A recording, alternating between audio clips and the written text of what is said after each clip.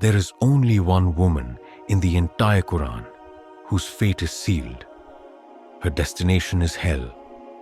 She was not just any woman. She was powerful, wealthy, and feared, but her status could not save her from the eternal curse written in the words of Allah. Who was this woman? And what made her the most wicked woman to ever exist? This is the story of Jamil, the woman whose hatred for Islam knew no limits, the woman who even Shaitan would be surprised by. To understand the enemies of Islam today, we must first understand her. She was the first to use the very same tricks that enemies of Islam still use. Her story is shocking and filled with schemes, lies, and an obsession with destroying the truth. Before we begin, make sure to subscribe to the channel and like the video to support us. Now, let's dive into this dark chapter of history. Jamil was a woman of power, wealth, and prestige.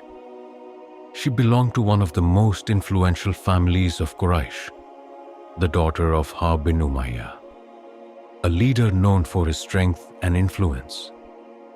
She was raised in an environment of affluence, surrounded by luxury, and carried herself with the arrogance of someone who believed they were untouchable. Her marriage to Abu Lahab, one of the wealthiest and most powerful men of Mecca, only added to her pride. Together, they formed a power couple feared by many, but while she had status, she lacked character. Beneath her wealth and noble lineage, Jamil was consumed by jealousy, arrogance, and a relentless thirst for control. She wielded her sharp tongue like a weapon, spreading slander and fueling discord among the people of Mecca. Her influence was undeniable, not because of wisdom or kindness, but because of her ability to manipulate, intimidate, and deceive. Unlike noble women of her time who used their status to support the weak, Jamil used hers to crush those she deemed a threat. She mocked the Prophet Muhammad, peace be upon him, ridiculed the believers, and waged war against Islam with relentless fury. Her heart was poisoned by the fear of losing power, and this fear drove her to commit some of the most heinous acts against the early Muslims.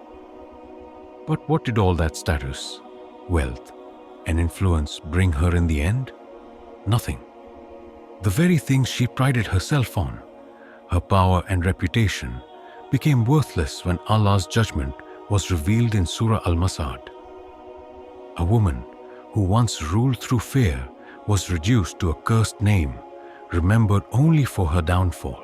For Jamil, life was about power, control, and dominance.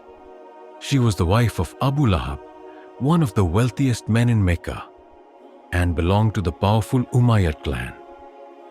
She walked through the streets with an air of superiority, her name whispered with both fear and admiration. She believed that nothing could ever shake her world, that her wealth and status would protect her forever. But then, everything changed. One day, a message began to spread through Mecca, a message that threatened the very foundation of her existence. The Prophet Muhammad, peace be upon him, had declared his prophethood. He was calling the people towards one God, towards truth and justice. But to Jamil, this was more than just a new belief. It was an attack on her way of life. If the Prophet Muhammad, peace be upon him, was truly a prophet, then her entire world, built on pride, idolatry, and tribal supremacy, would come crashing down. At first she laughed. This would not last. She was certain the people of Quraysh would silence him quickly. But as days turned into weeks, something terrifying happened. The message of Islam did not weaken. It grew stronger. More and more people began following the Prophet, including some of the most respected men and women in Mecca. Then came the moment that shattered her world completely.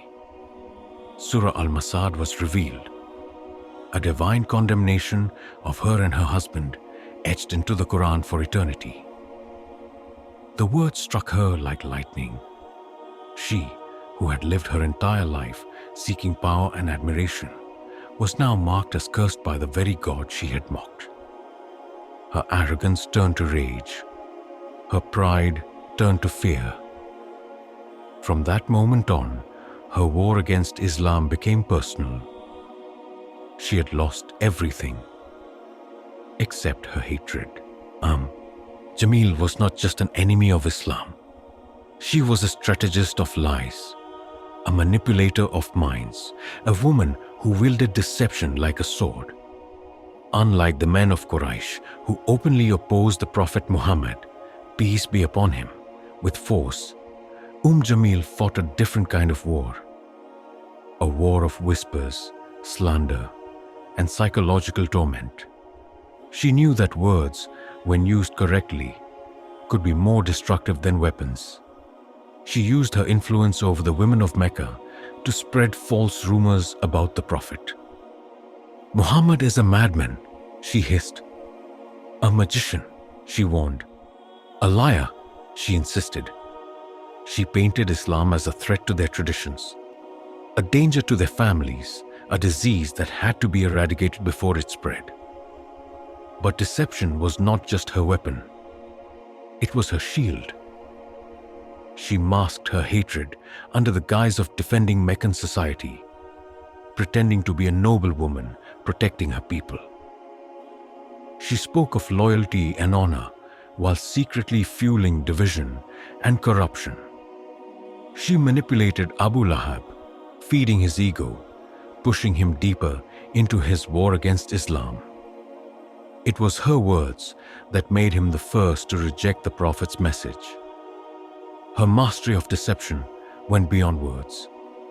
She plotted in the shadows, orchestrating social boycotts, economic oppression, and public humiliation of the Muslims. When words failed, she turned to physical acts of cruelty, laying thorns in the Prophet's path, encouraging attacks on believers and laughing at their suffering. Yet, despite all her deception, she deceived only herself. The truth she tried to bury only rose higher. The message she sought to destroy became eternal. And in the end, it was her own name that was eternally cursed in the words of Surah Al-Masad. For years, Jamil spread hatred, deception, and cruelty against the Prophet Muhammad, peace be upon him, and his followers.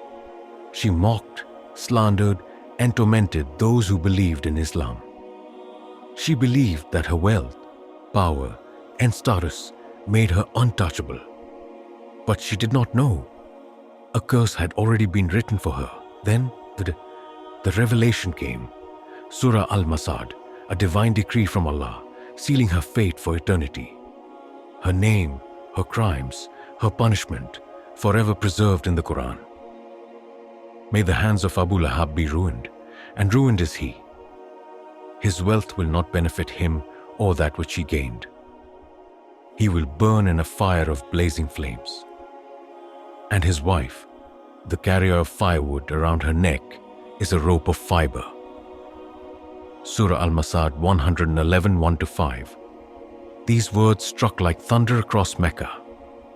The woman who prided herself on her status, who thought herself invincible, had now been cursed by Allah Himself. Her title was no longer one of nobility, but of disgrace.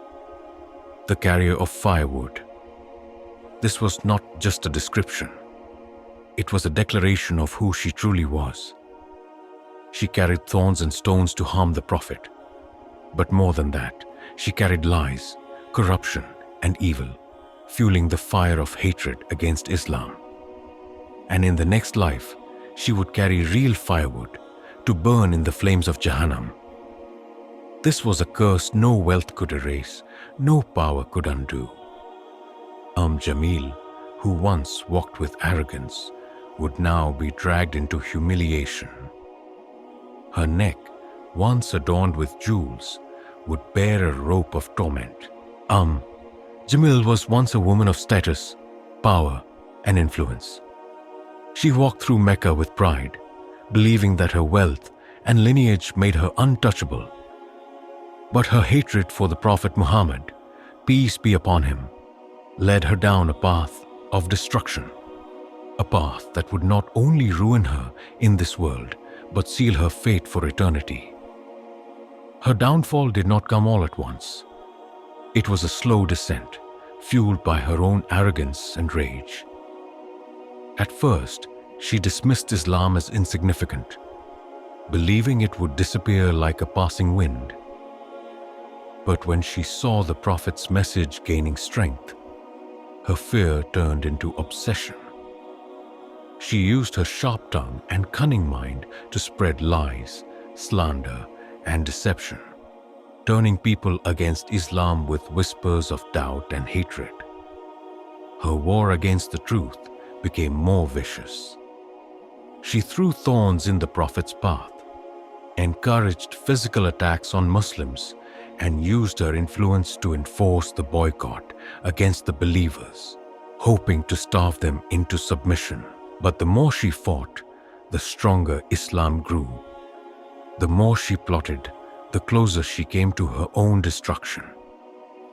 Then the curse of Surah Al-Masad was revealed, a divine decree, a final humiliation. She, who once adorned herself with gold, was now described as a woman with a rope of firewood around her neck, a sign of her coming punishment in Jahannam. Her path to destruction was paved with arrogance, cruelty, and disbelief. She thought she was winning, but in reality, she was digging her own grave. In the end, her wealth, her status, her pride, all turned to dust. Jamil, once a woman of power, influence, and arrogance, believed she could crush the message of Islam with her lies and cruelty. She walked through Mecca with her head high, her tongue sharp, and her heart filled with hatred. She thought she was untouchable, but in the end, Allah's curse came true, and she met a humiliating fate, just as the Quran had foretold.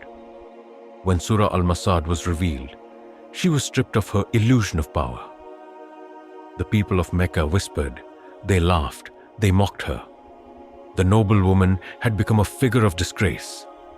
She, who once spread fear, now lived in fear.